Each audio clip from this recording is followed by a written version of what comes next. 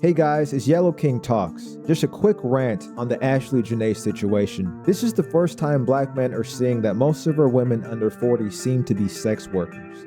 Before social media, it was different or hidden. And the reason I'm making this video is because Keisha's been attacking me left and right for exposing Ashlee Jenae as an alleged sex worker who forgot her place. So let me break it down for you delusional divestors. The soft life is a lie. It is a rebrand of sex work. Black men know it, white men know it, men in China know it. Stop pretending. Now, you ladies can sleep with whoever you want, but just because you're being delusional about what you are doesn't mean that anything has changed. And when women go out there thinking delusionally that they can control men, that's when they get hurt. That's when they risk their lives. That's when they end up unalive. Joe McCann never loved Ashlee Jenae. And the reason I know that Joe didn't love her is because after she died, he erased her from his social media. He was nothing. That's the telltale sign that he can finally stop pretending. Sources say he had plenty of women lined up, that he was already sleeping with women when he was with her in Tanzania, and that he actually had a threesome after she died. That's what they're saying. That doesn't sound like grief to me. And the final way I know that he did not love her and never loved her is after she died, he has so much money. He's a millionaire. He made no effort to pay to send her body back. Her own family had to raise a GoFundMe to try to pay to get her body sent back. Keisha's were trying to say that, oh, he's being detained so he can't do anything. I don't care if he's being detained. Men in prison are able to get messages out to people that they love quite quickly. Men in prison are able to get messages out to people that they hate quite quickly. If this man loved her with all of his resources, nothing in the universe would have stopped him from being able to send money back to get her body taken back to the States. Do you know how much physical pain it would cause a man if he actually loved a woman to not only think about her being dead, but to think about her body just sitting there and falling to the elements, not being buried? He wouldn't be able to sleep if he loved her. He wouldn't be able to do anything else but get her body back to the States as quickly as possible. Time is of the ultimate importance when someone dies. It's messed up to say, but as far as Joe is concerned, they could have just gotten rid of her remains in any way they wanted and he wouldn't have cared. Not only, he probably would have made a sick joke about it. This proposal was fake, and it wasn't even the first proposal. This was just the kind of thing that Johns tell their sex workers to make the sex worker feel a little bit better about what she's doing. And she knew it. The only thing the soft life offers you ladies is trinkets and trips. Little purses, little bags, little trips around the world. But these trips are not just trips for fun. These are trips to freak-offs. He brought her to Tanzania for a freak-off because apparently he had a score of women already lined up and waiting for him to have sex with the second he dropped down in Tanzania. And we already know that Ashlee Jenae was one for the threesomes. She bragged about this. This was not something that he was surprising her with. They're trying to say he was cheating on her. That's all cap. She knew what their situation was. He was never a one-woman girl, and she was okay offering herself and another woman at the same time. She seemed giddy to do it. He brought her there for a celebration freak-off, and he really didn't care nothing about the wedding or being married to her. And now, look, us men under 40, we don't care if you women want to sell the box and be sex workers. That's fine. But when you get into sex work, just understand it's not costless. You are making a deal. And the second you make that deal to become a sex worker, men are no longer going to take you seriously. Men are no longer going to offer 100% of themselves to you. Men are no longer going to be able to truly love you. He can't love you because you're a sex worker.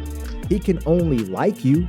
He can love you, a piece of you, the sexual part of you, but he's never going to really be invested into you. And that's really important because if you're going to go ahead and confront a man, start screaming at him, start yelling at him, start cursing him out like black women love to curse out black men, you're basically poking a bear, right? That dude has to love you, has to truly like you, because if he thinks of you as nothing, if he secretly thinks of you as an expendable nothing, you're putting yourself in grave danger. If she had understood her place as expendable and understood that he truly didn't love her, didn't really care about her, and this was just because he wanted a life of freak-offs, and she seemed like the perfect dummy to give him that life, where he just offered her trinkets, she would still be alive. but she pushed for more, and I think she just couldn't take no for an answer, and I truly believe she tried to threaten him with something that she knew about, because we know white people love to tell blacks all about their illegal activities because they know we're not going to snitch. They know we don't like to call the police, so they'll tell us and brag about the criminal stuff they're doing because they know that our culture, sadly, will think they're even cooler for it a lot of the times. Let's just be honest. And she probably loved hearing about every illegal thing he did. It probably made him seem like a kingpin. But now that she's mad, now that she's not getting the real wedding she wanted, now that she's not really being taken seriously, and now that she finally realized how delusional she was, that she was still just a sex worker to him, now she's trying to threaten him with all the things that she knows, maybe the illegal sex acts he's done. Keisha's, when they see a white man, nothing's off table, including underage family members. They will offer that. They will offer underage people. I did a video a while back about a black woman who was already trying to get her 14-year-old daughter a BBL so she could offer her to rappers, and she was already talking to these rappers, letting them know that she has a daughter in waiting, baking in the oven, basically. We know this dark secret about Keisha's as black men. And I don't think this guy is going to go to prison. I honestly think he's going to get away with it because everybody understood the mission.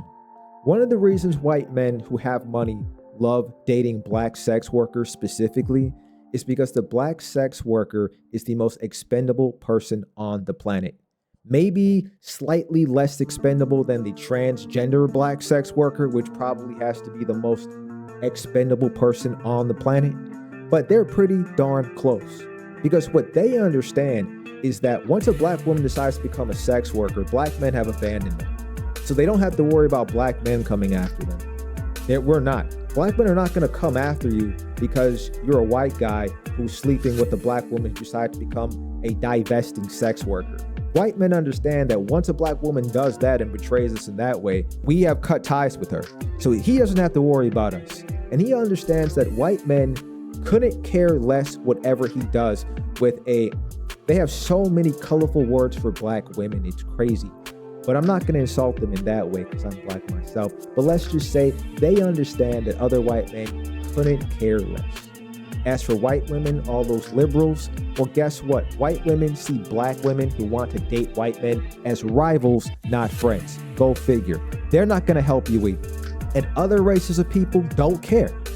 So the only people on a divestor side are going to be other black women. And guess what? Black women are the most powerless demographic in America. And they're the most powerless demographic worldwide. I'm sorry, but it's true. He brought her there because he knew he could make her disappear, pay off the locals. The American embassy would just not really care to investigate, and he would get away with it. And he is getting away with it as we speak. So don't get mad at black men for telling the truth and ruining your little fantasy. If you want to be a sex worker, go ahead, but just understand that men will lose their ability to actually love you. And you're walking around a bunch of men that are 3 times as strong as you, 3 times as fast as you, and have almost no empathy. And you're just going to be around these beings, and they don't love you. I don't know why you would want to do that, but that's a scary situation for a woman from a man's perspective. From a man that has had to fight multiple men before, that's a scary thing because I know how dangerous and terrifying men are when they're coming at you for real. And these soft life divestors, they like to talk about how if a white man tried them, they would do X, Y, Z. They would do some physical nunchucks, Jackie Chan move. They make the white man fear them. That is a total nonsense lie. Men are so freakishly strong that women have no idea. There's a video, I don't know if I can find it, of a man just casually tearing Timberland shoes in half with his bare hands. Completely brand new boot, unadulterated, worn just in the B-roll, no tread wear whatsoever. Can I tear it in half? Oh! Whole boot. You should not be able to do that with a $350, $380 luxury version of Timberlands that they put all this branding and marketing and fancy advertising behind. You shouldn't be able to tear a boot in half by hand. It was no trouble at all for this man to take out Ashlee Jenae with his bare hands. Anyway, that's the end for this rant. If you like the message, hit the like button, make sure to subscribe for more content, and please hit that hype button if you want to spread the message. New videos every week. As long as you guys keep commenting and rocking with me, new videos every week. Let's go.